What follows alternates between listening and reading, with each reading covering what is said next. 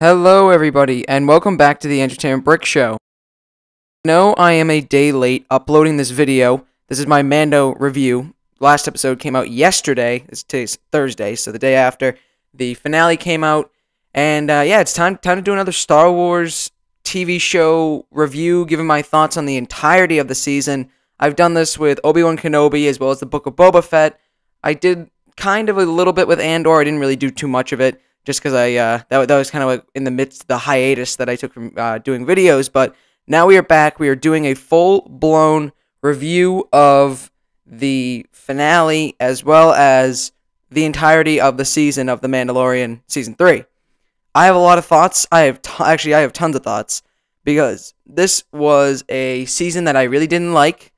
There were a lot of bad episodes, in my opinion, episodes that I really didn't care for. And I'm excited. I know people did like it, and that's good. I'm glad you enjoyed it, but for me, this wasn't my kind of season. I've come around on it a little bit. Like, there's just a couple things that I'm like, oh, that makes more sense. Oh, that's better, I guess. But for most of the season, like, I got up at 3 a.m. for every episode. I go 3 a.m. for every episode, and most episodes, I was like, all right, that wasn't worth it. Like, I didn't need to get up at 3 a.m. for. But I still did it. I still did it for the entirety of the season. And yeah, so we're here to talk about Mandalorian Season 3. We're going to get into thoughts. I have a whole breakdown of how I'm going to be doing this. It's going to be separated into chapters. First, we're going to be talking about just kind of, general information, obviously here, the introduction. And then we have part 2, which we're going to go episode by episode, talking about each episode and what I liked about it. Every time I watched a Mandalorian episode, right after, I would write a quick review, quick summary. So I basically have like a rating and a quick review of the episode that I had written after I just watched it. So after I had like a little bit of time to think about it, I watched it after, after 3 a.m., spent the day kind of thinking about it a little bit. Then I wrote a review at like the end of the day on a Wednesday, typically on a Wednesday.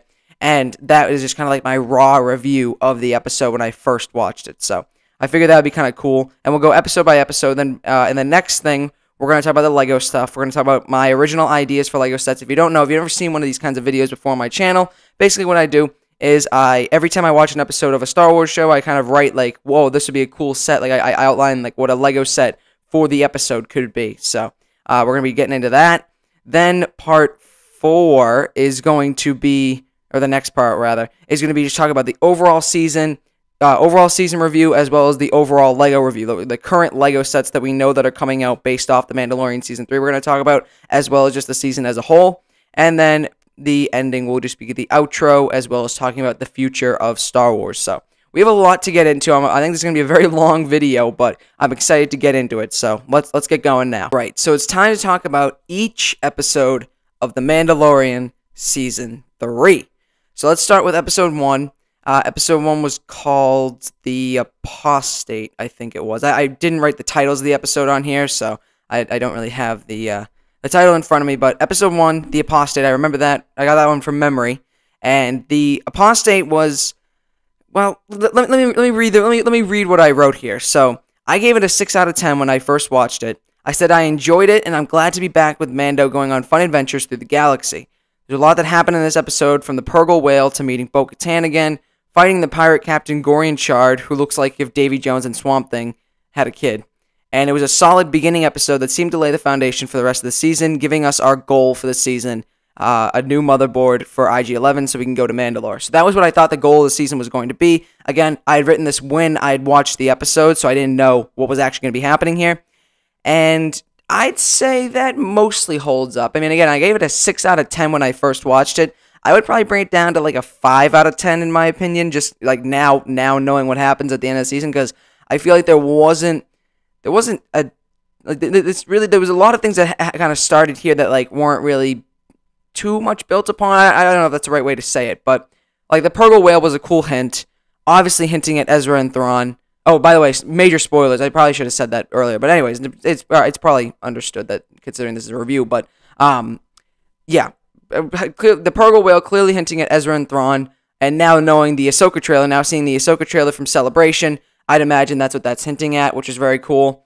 Captain Gorian Shard, the pirate captain, loved him. Gorian Shard was probably like one of my favorite parts of the season, just because I think he's such a great villain. I'm so sad he dies in Episode 5, but We're going to get to that later. Gorian Shaw was great. His introduction was amazing. His music, I love his music. Yeah, I mean, I'd still say it was a solid beginning episode for what the season was going to give us.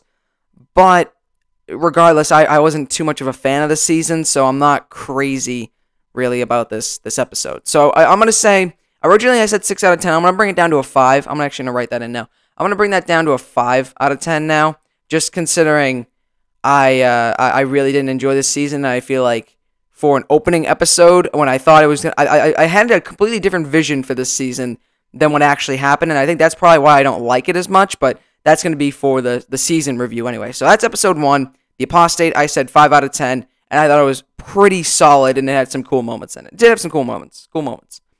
Then we are on to episode 2. I originally gave this episode a 7 out of 10, and I said it was another solid episode that brought us straight to the mines of Mandalore, which I thought was going to be the overall season goal, but I guess not.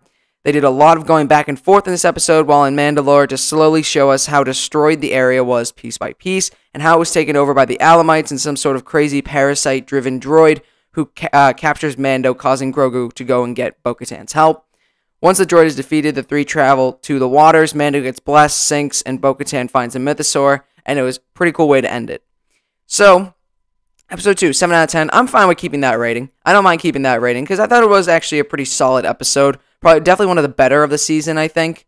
Yeah, this is a pretty cool situation where we got to bring Bo-Katan. This is like the first episode of the season here where Bo-Katan kind of became like a prominent character. And we got to see Mandalore. We got to see a destroyed Mandalore. But it was like a lot of going back and forth. Like when they sent out R5, then Mando had to go get him, then they had to go back, then they had to go grab Grogu, and then they had to go back and forth. And then they had to go get Bo-Katan, and she had to go through all this stuff in the mines. So it was definitely a cool episode. I like the parasite droid, the parasite-driven droid, whatever that was. That guy was pretty cool. He was a cool villain. And yeah, I mean, I don't know. There wasn't too much like deep lore. Like there wasn't a hint at the Purgle with the Purgle whale like episode 1. It was just kind of like a story episode where Mando had a goal and he accomplished the goal after he got, there were a couple of obstacles that he had to get through with the help of Bo-Katan, with the help of Grogu. He was able to get through it, and then he was able to get to his goal. And then, of course, seeing the mythosaur at the end, that was a really cool way to end it. But the payoff for this episode later on isn't very good. I was thinking the mythosaur was actually going to be used as like a thing that you're going to like build up the mythosaur over and over again, and then he would be used at like the ending fight. And he wasn't. So, I don't know. It kind of downgraded this episode, I guess, for me. Because I was figuring the mythosaur was actually going to be, like, a useful thing in the finale episodes. They were going to kind of build on it and hint at it. And, no, they really didn't. They just kind of showed him once again, and that was it. And, yeah, I don't know. The payoff for this episode wasn't really great. Although, actually, Bo-Katan's fight with that, with the parasite droid was actually pretty cool. With she had the Darksaber and stuff, because obviously she knows how to use it a little bit better than Din does. And that was pretty cool. So, yeah. That's episode 2. That's the Mines of Mandalore. Next, we have episode 3, which was the Covert, or the Convert. Was it Convert? Covert? I don't remember exactly which one it was. I think it was actually the Covert. But anyways, episode 3 was a super interesting episode. And I actually gave it a 9 out of 10. Because I liked this episode was good. This episode was very good. This episode was very Andor-esque. And I loved that. Because Andor was such a great show, and now bringing that kind of like style or that feel to the Mandalorian, I did really like that. So it was not only was it a good episode, but it was a very interesting episode as we followed Dr. Pershing through most of it while on Coruscant, which was amazing. Coruscant was so cool looking.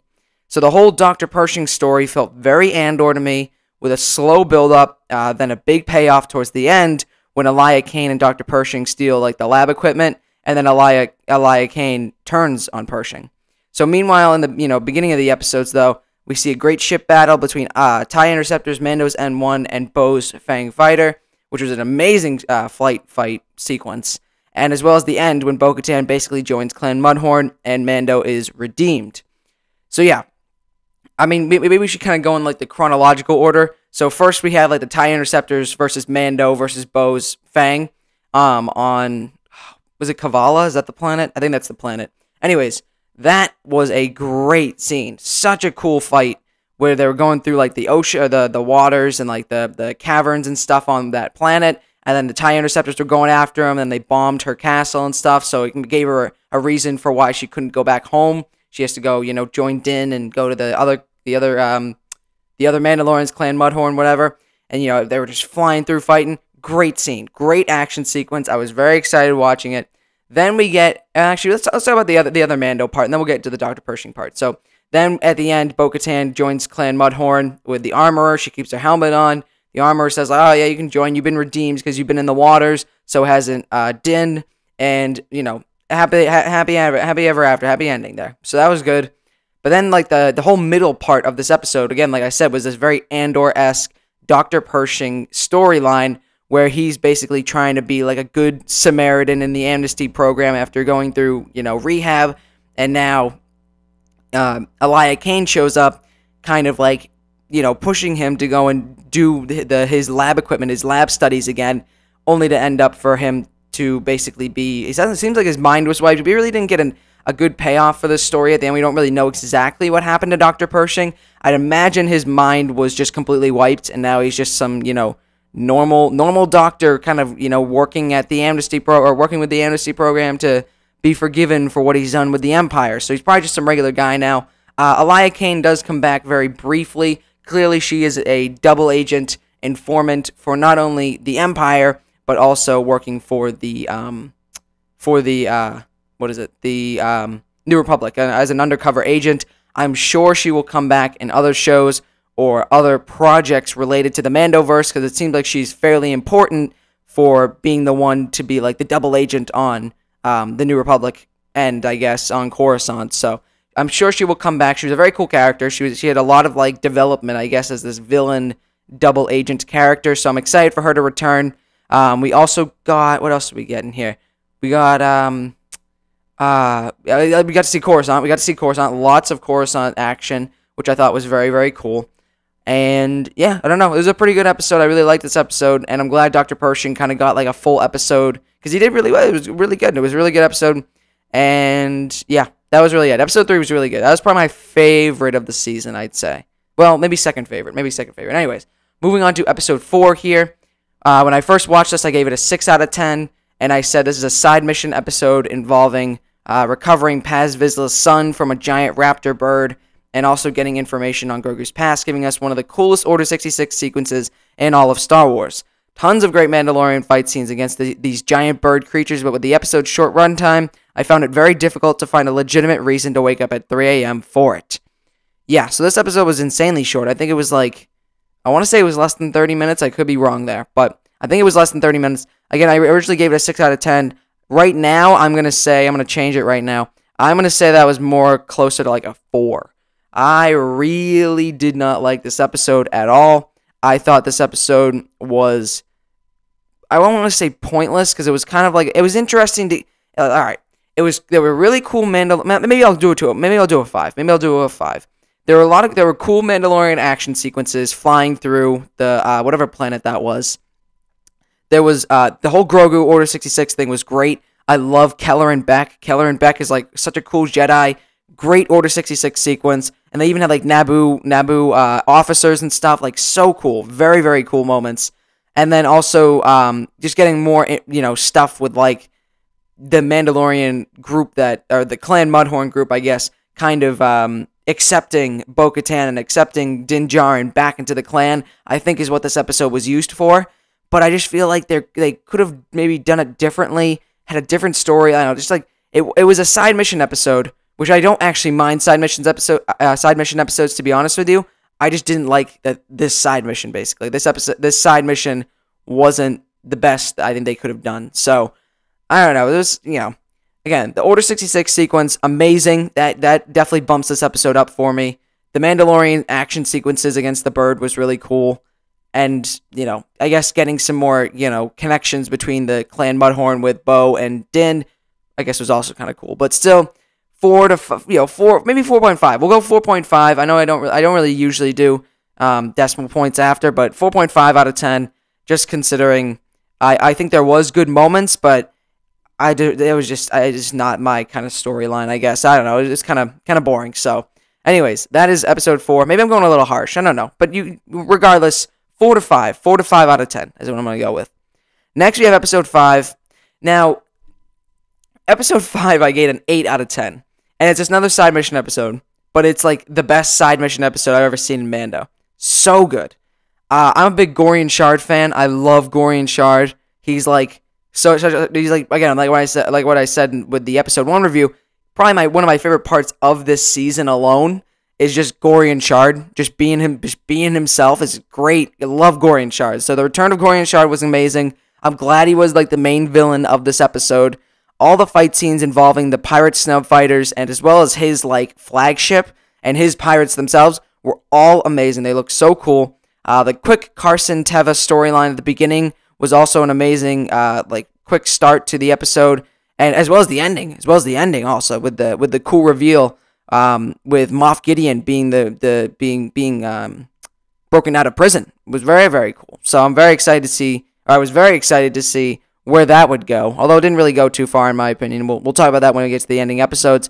We also got a quick cameo from Gara Zeb Aurelius from Star Wars Rebels. Very, very cool to see him. He looks great, by the way. So yeah, I said super fun episode, and I said this was my second favorite of the season so far, and yeah, that was really it. So let's break this down a little bit more. Yeah, this episode was amazing. This episode was so good. I loved, again, like I said, it was best side mission episode ever. I really, really loved it. Again, like I said, Gorian Shard, such a cool villain character. I wish he didn't die. I kind of wish he stuck around for some other shows in the future. But unfortunately, he did go down with his ship, so long live Gorian Shard. But yeah, he went down with his ship. He died in this episode. I wish he didn't. I wish they, with the cloning technology that they have now, they should clone a bunch of Gorian Shards, and he could be forever in Star Wars. That's what I want. But joking mostly, but regardless, Gorian Shard was a very cool character. Loved his character. Loved that he was this like pirate warlord character that was just taking over everybody. Very cool. His whole Corsair ship was amazing looking. The snub fighters in action were really cool. Mando and Bo flying around, or was it Mando and Bo? Yeah, Mando and Bo flying around, just taking down the pirate ships were very, very cool. Paz Vizsla and the Armorer and the Mandos on the ground level fighting off everybody was also very cool. I loved watching that. And yeah, I mean, there's not much else to say. It was a very good time mission episode. Brought some more, connections between all the Mandos. Solidified Bo-Katan to be like the ruler, because she saw the mythosaur, like with the armor saying like, maybe it's time you take off your helmet. We're gonna go reunite Mandalore, like that kind of thing. Very, very cool to see. And yeah, just an amazing episode overall. So that's my review, episode 5. Now we're on to episode 6. So episode 6, I gave it a 5 out of 10. I'm going to say like a 4 out of 10. I'm going to go 4 out of 10 here. This episode seemed to be written for the cameos. Like they probably had some people read, like the cameo characters, which we'll talk about, reach out or something. They had the opportunity to use these characters, and they were like, all right, we have no other way to use them but just write an episode where they're all going to be in them. And it was a pretty like weird political science mystery episode involving some pretty cool droid characters, to say. It was pretty cool droid like looks. Like there was like a blue or teal C-3PO. Like that was kind of cool looking. There was a couple other cool droid characters. The 3 celebrity cameos of Jack Black, Lizzo, and Christopher Lloyd were cool. They were silly, but they were cool. And Christopher Lloyd playing a separatist villain named Commander Hellgate. That was pretty cool. That was kind of a cool thing for Christopher Lloyd.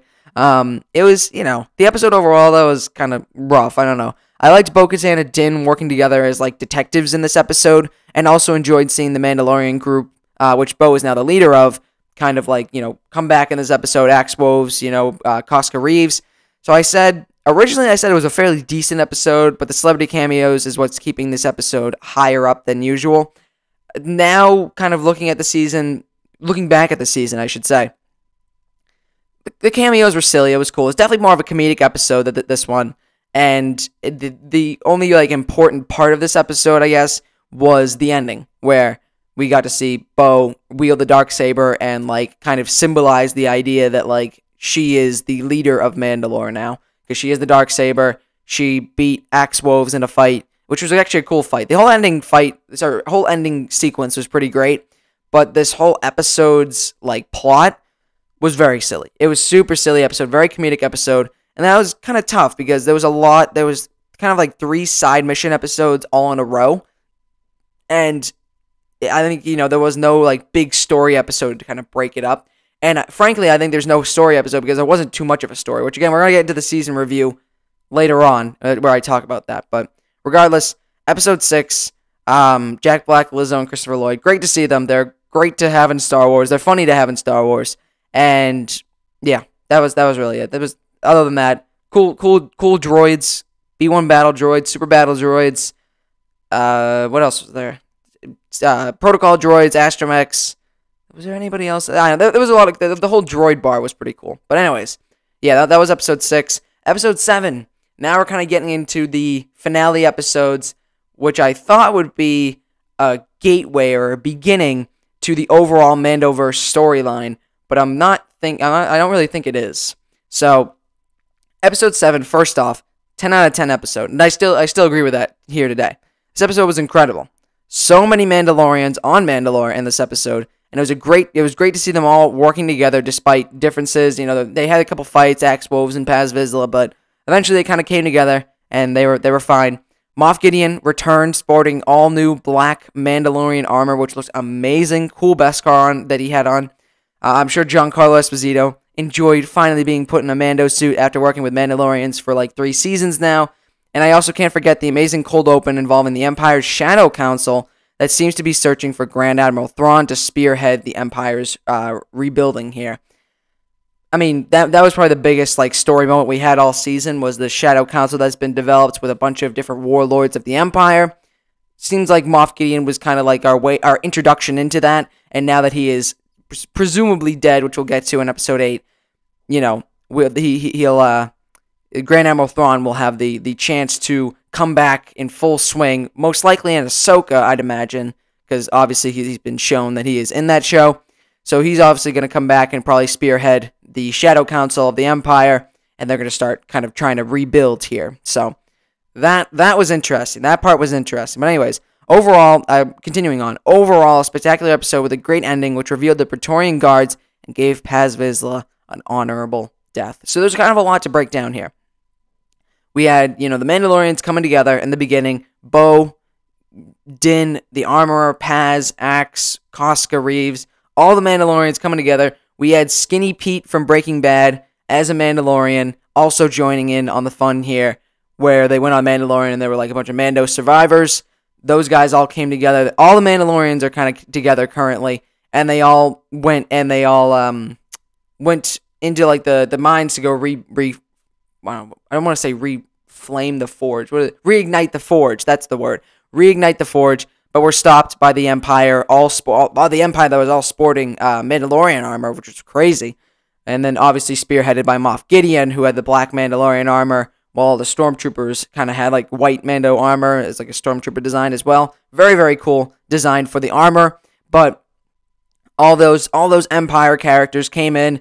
Then our Mando team just kind of went crazy. Like Din was just running up, tanking bullets, shooting down, and then all the people running behind him were just kind of like cleaning up all the stuff that he wasn't able to get. Very, very cool sequence. And then obviously when the doors close and they get cut off, and then Mando gets captured, or Din gets captured, then Paz is like, "Oh no, you guys go. I'm gonna fight." And he held up his own. He fought all the stormtrooper Mandos, but when those Praetorian Guards came out, he couldn't handle those guys on his own, unfortunately. But regardless, Paz Vizsla had an honorable death. It was sad to see him go, but he was a very cool Mando character. Praetorian Guards looked amazing. They were very cool. I definitely want some Lego minifigures of those guys. We'll talk about that in the Lego section. The biggest part, I think, for me with this episode was the Shadow Council being, like, kind of confirmed to be a thing that's happening, and that it's probably going to be the most, like, Mandoverse, future of the Mandoverse story that we're going to get from this season. Now let's talk about the finale episode, which I just watched yesterday, or 2 nights ago, I guess. No, that didn't make... I don't know. I watched it yesterday, on Wednesday. Episode 8, I gave a 5 out of 10. 5 out of 10. And I've come around on it a little bit, so I might be more apt to give it like a 6 out of 10. But other than a very cool fight... Well, actually, most of the episode was a very cool fight. There was the action sequences, don't get me wrong, the action sequences, amazing. The Bo-Katan and the armor and the Mandos all flying at the Stormtrooper Mandos, amazing. Din versus Moff Gideon and then Grogu kind of running around from the Praetorian Guards, amazing. Bo versus Moff Gideon, amazing. Din, Grogu, and Bo versus Moff Gideon and the Praetorian Guards, amazing. Like, all the action sequences were so great here. Loved the action sequences. So that is obviously the highlight. But everything else I struggled with here. So again, other than a cool fight against the Empire's forces and Moff Gideon and the Imperial base on Mandalore, there wasn't much I felt was really happened or was really going on in this episode, as well as there was no big surprises either. I was hoping after they showed Mando and Grogu settling down on Navarro that we would cut to something involving the Shadow Council, or really anything that would hint towards the bigger storyline of the Mandoverse. Moff Gideon simply just breaking the Darksaber, the thing that drove the plot for this season and drove plots for many other arcs in other shows, was kind of silly. And overall, a pretty rough finale to end a rough season, in my opinion. So yeah, I'm not crazy about the finale. I've seen a lot of people say it was good. I've seen a lot of people say it was bad. I'm in the boat that I really didn't enjoy the finale. Again, don't get me wrong, the action sequences were spectacular. Such good action sequences. I thought the destruction of the Darksaber was a little bit silly, just considering that was a big part to many, many storylines in not only Clone Wars, not only Rebels, but Mando, as well as, I want to say there was other shows, but I don't know if that's necessarily true. I don't know. Regardless, the Darksaber was a very important, tool in the Star Wars universe that now they just destroyed it. Moff Gideon just kind of crushed it in his hand. And I don't know how I feel about that. To be honest with you, I'm not feeling good about that. I've come around a little bit on it because I've seen some people talk about, Bo kind of overcame this object. Like, she doesn't need the object to rule Mandalore. She is the ruler of Mandalore, and, the Mandalorians are coming together. They have come together, and they're not going to be bogged down by, an object. But regardless, I feel like that the object in question here is so vital to, the Mandalorian storylines in Star Wars that I kind of struggled to see it go, to see it be destroyed like that. So that's my opinion on that whole sequence. Then Moff Gideon's death. Yeah, I don't know if he's necessarily dead or not. We did see Moff Gideon make clones of himself in the cloning chambers, which I guess was somewhat of a hint towards the bigger Mandoverse story, but not incredibly. It was just basically saying or solidifying the idea that cloning is out there still. And, obviously there's a whole cloning stuff with Palpatine, which they didn't really get into in this season, which I kind of thought they would. Maybe I was expecting a little too much, but I felt like, considering this is the Mandoverse, and that there's going to be this overarching story with the Empire rebuilding and the New Republic having to fight the Empire off in the movie, in the feature film that's coming up, with Dave Filoni, directing it, I was kind of hoping that we'd get at least, the beginning of what this Mandoverse story is going to be. But I think that's actually going to be safe for Ahsoka with Grand Admiral Thrawn coming back, and then all the shows from there will kind of be building up on this story. This seemed to be its own isolated storyline, which I don't know, again, if I appreciate as much. But, that's, again, we'll talk about more of that with the season. We're just talking about the finale episode itself. I'm glad that Din and Grogu got to stay at home, they have a steady job. They have a house on Navarro. They can just live a quiet life. If they wanted to end the Mandalorian series right now, they totally could. And I feel like Din maybe not showing up in a lot of things coming up or at all, really, but probably up until the movie would make sense. I feel like this concluded Din's storyline here. And then obviously with him adopting Grogu as Din Grogu, because I guess in the Mandalorian culture you take the first name, not the last name, I think. I don't know if that's exactly how it works, but so that technically means that Din Djarin's name is just Djarin, which is interesting. But anyways, yeah, that he got his son, he got a nice steady job for the future, and he got a nice house to live on, some land to settle on, and they're just going to do some light contracting work for the New Republic, again, probably up until the movie. But then that also comes to the idea with Season 4 of Mando and what we're going to do there. We're going to talk about that later, but those were my individual episode reviews. Now we're going to get... Sorry, man, we're already a half hour in. Now we're going to get into the sets here. Along with the reviews that I had made for each individual episode, every time I watched an episode, I would write out a Lego set that I think Lego could make for said episode, I guess, if that makes any sense. I think I explained that very poorly, but I think you kind of get the gist. Basically, we got a bunch of different sets here. We have 8 sets here that I've kind of written out and been like, oh, this is what they should do. Here's the figures they should put in them, and this is what the build should be. So we're going to be talking about that. I do this with all the kind of Star Wars review reviews that I do with shows, and now we're going to be doing it here. Starting with the Episode 1 set. So the Episode 1 set, I thought immediately when I saw this episode, I was like, we need a Gorian Shard Pirate Corsair Cruiser. Now, I put this as my Episode 1 choice because I didn't actually know it was going to come back in Episode 5. So I really didn't know. But basically, when we first saw Gorian Shard's Pirate Cruiser, Corsair Cruiser, whatever, it was very cool. Totally, I was like, oh my god, that's crazy. I love Gorian Shard. He's so cool. And I said that this set that I've written out here would be like $100. Come with Mandalorian in his Beskar armor. Come with Grogu, Gorian Shard himself, so a minifigure of Gorian Shard. A minifigure of the Warthog Pirate that was in the bridge with Gorian Shard. Very cool looking character. It would come with Vane, who's also a pirate. And he's going to maybe show up in Skeleton Crew, which is very cool. Come with a Bulldog Pirate. A Trandoshan Pirate, my voice is cracking. And High Magistrate Grief Karga.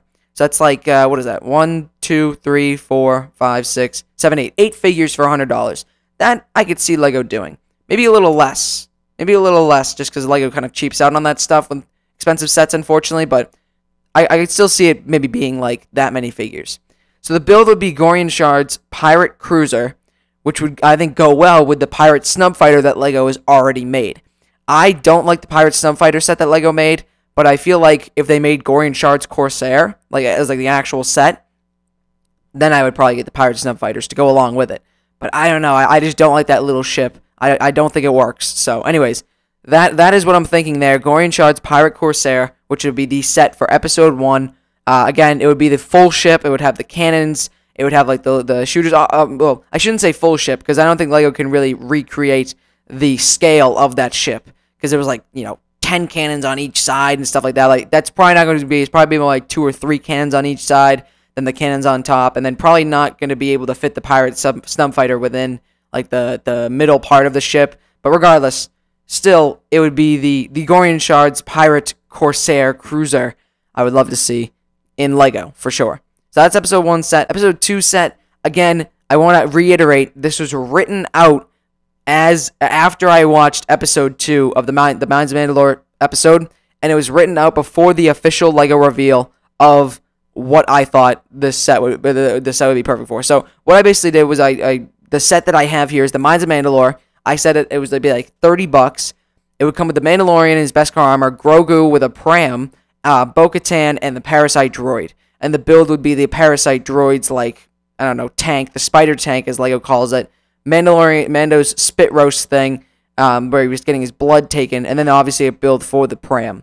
So I was thinking cheaper, and I was thinking more in the set than what we actually got. So again, I want to just reiterate, LEGO revealed what like a spider tank set based off of Episode 2.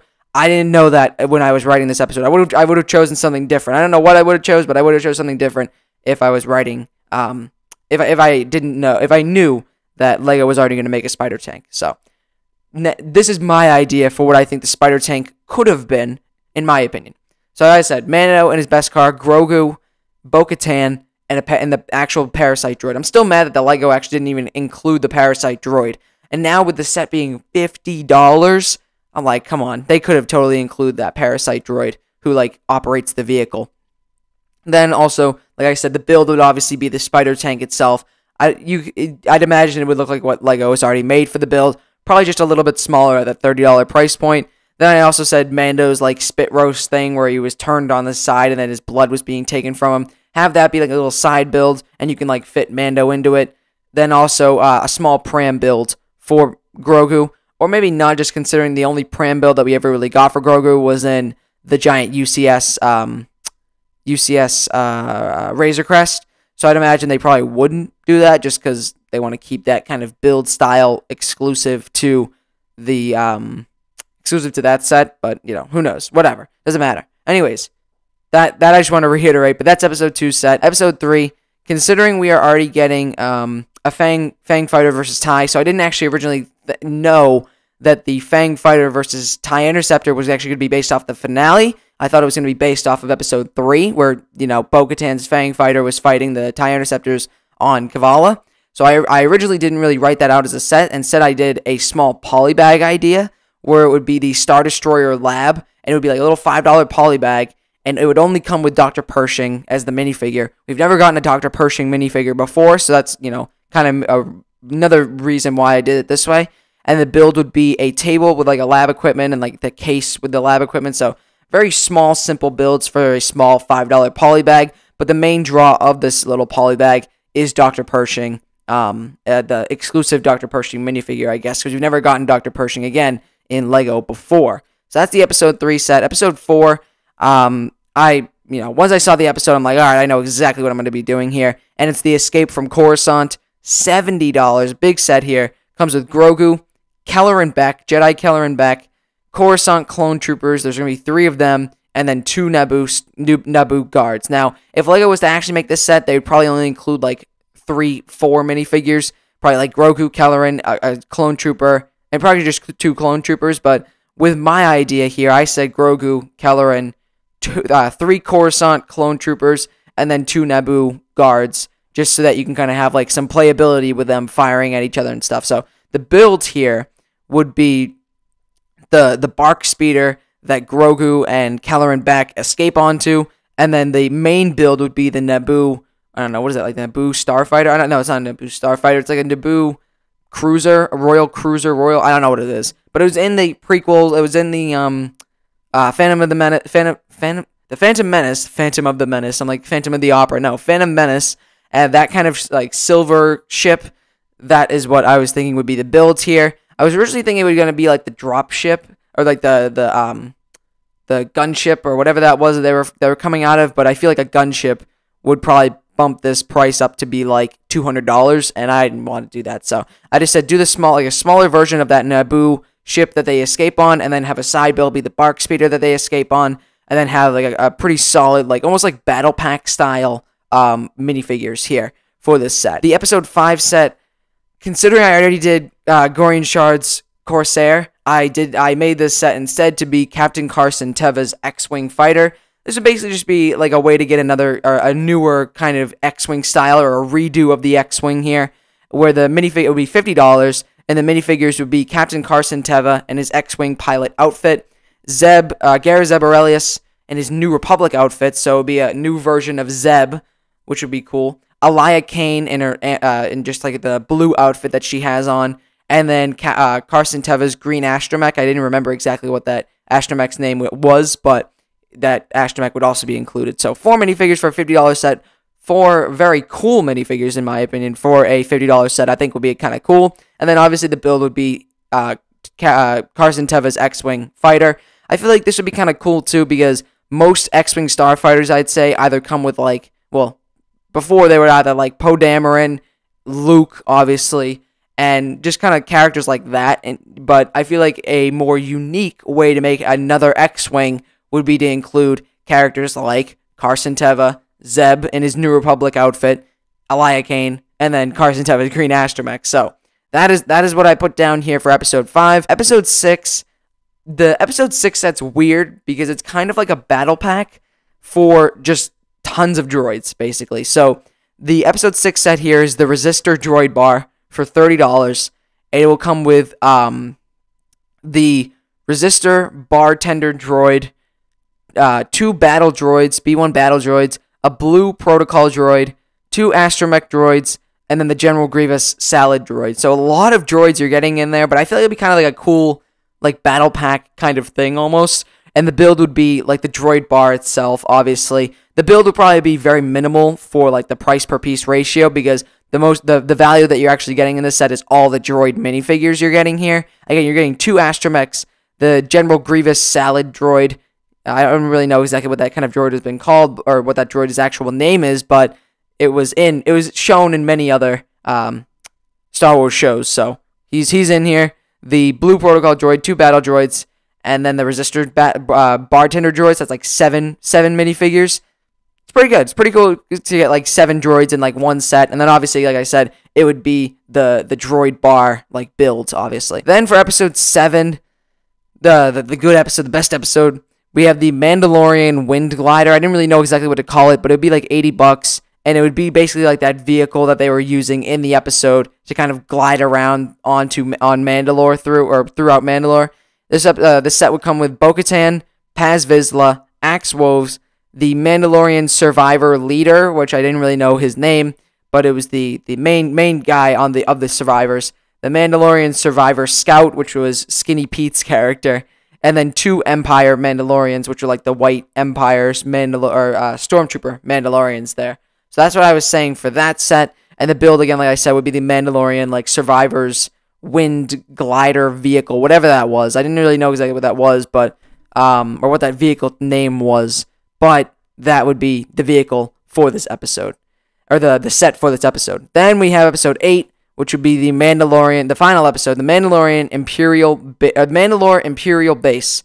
So yeah, episode 8, Mandalore Imperial Base, $60. I just put it at randomly because I wrote this yesterday, and it would come with Din Djarin, Mandalorian, IG-12, so it'd have like a little spot, probably be a brand new mold, but it would be a spot where Grogu could basically fit, or actually maybe not necessarily a brand new mold. They could probably cheap out and like use like the baby holder piece, I guess, maybe, I don't know, for IG-11, but yeah, basically the IG-12 armor for Grogu would come with Grogu. Come with Moff Gideon and his Mandalorian armor. Would come with Bo-Katan and then the 3 Praetorian guards. So a lot of minifigures you're getting for this set, but I'm thinking, considering there's so many minifigures for this $60 set, the build would be like very minimal. It would be a very overpriced set. It's kind of how I'm envisioning it.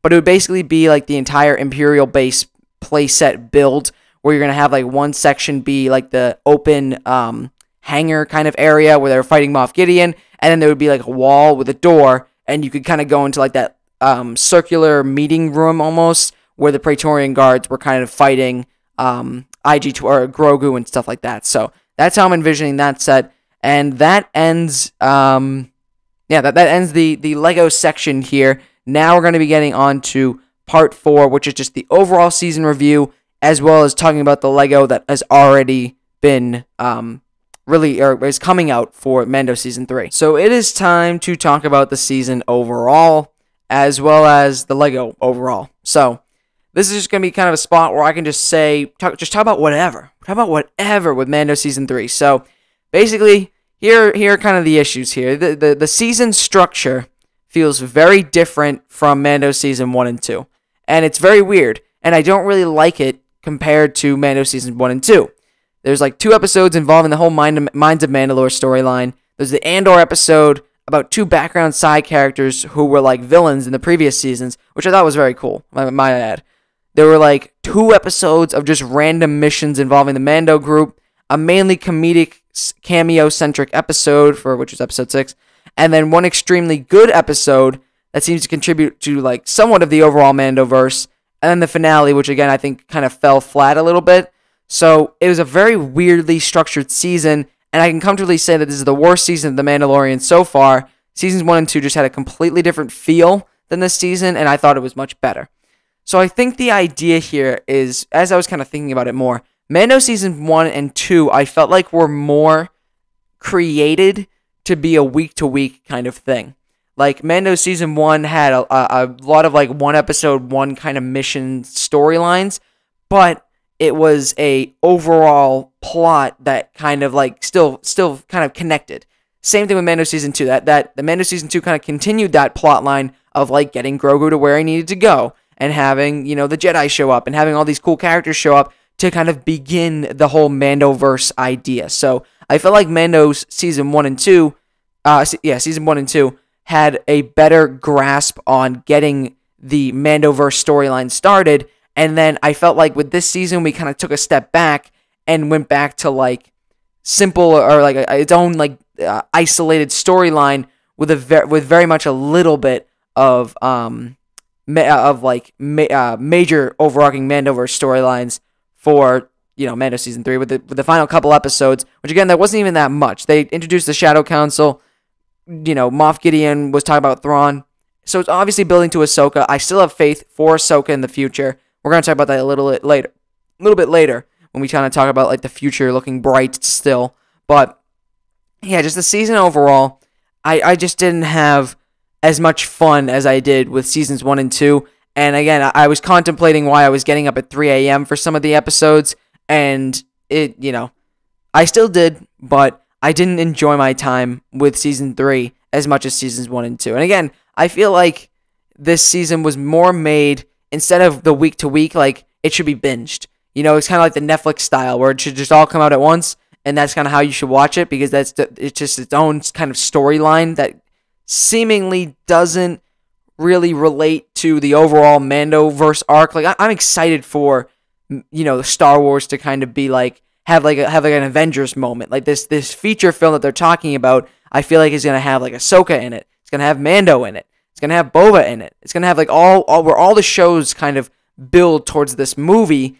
I want that to kind of start now. Like I want to see that right now. And I feel like this season of The Mandalorian didn't do that. Didn't accomplish that. It almost had like, I don't want to say that had nothing to do with it, because it didn't, but it felt that way. Like it felt like there was no valid reason to have this season, rather besides it just being like its own storyline. I feel like Ahsoka is going to be obviously the opening or the beginning here of this overall overarching storyline involving Thrawn and him coming back, him rebuilding the Empire, and I'm hoping the shows going forward build on that. Like Skeleton Crew, sure, it can have its own storyline, but I also hope it kind of relates somewhat to what the overarching storyline is going to be. But that's just my opinion personally, because I like to see franchises build out and like get sequels, and because that's just how every franchise works these days. I mean, the Mario movie, for instance, that's totally going to become like its own cinematic universe now because of its success. And then things like I don't know, like the MonsterVerse coming back with Godzilla and Kong or whatever that movie's called. Like they're making more sequels. They're making more movies that are going to kind of like build to these Avengers level moments almost, in my opinion. And I'm excited for Star Wars to do that. I just want it to kind of start up. Like I wanted to get going a little bit. And I feel like this season didn't do that. So maybe it's my fault that I didn't like this season to where like I expected the season to really begin, this next entry into like the Mandoverse, and it's going to begin this whole large overarching storyline, when I think that they might be saving that for Ahsoka. So that's maybe why. But basically, overall, for my opinions on the season, I didn't really like this. Regardless, just like stylistically and in the structure of the season, I wasn't really a fan of. I much preferred seasons 1 and 2, where it was kind of like you can have your one-off episodes, but they have like a valid reason to be there, and things come back and characters come back about it, about these seasons for the future. And season 3, I feel like really didn't do that. But that's kind of my thoughts on the overall season. Again, I can definitely say this is my least favorite season. If I had to rank them, it'd probably be season 2, season 1, season 3. But yeah, I would say this is more directed for all the episodes come out at once versus weekly. And I think it kind of struggled with that. So I'm sure if I rewatch this entire season, which I plan on doing at some point, if I rewatch this entire season from like front to back without, waiting a week to watch each episode, I'll probably enjoy it more. But just considering I'm not doing that yet, my immediate reaction is, yeah, I didn't really like that season as much. So that's my thoughts. Now let's talk about the Lego that Lego is planning on releasing for The Mandalorian Season 3, like the sets that are coming out.